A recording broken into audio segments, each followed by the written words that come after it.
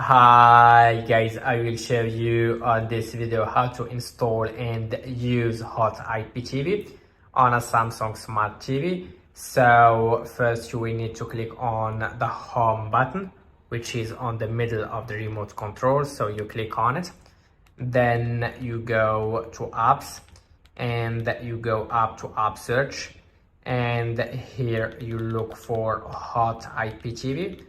So I will type hot, then add a space and type IPTV.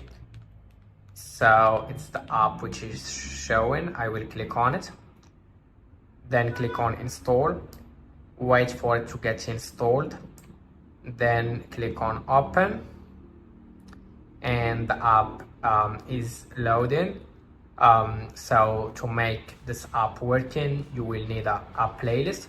You can't buy the playlist from the website, which you can't find on the first comment.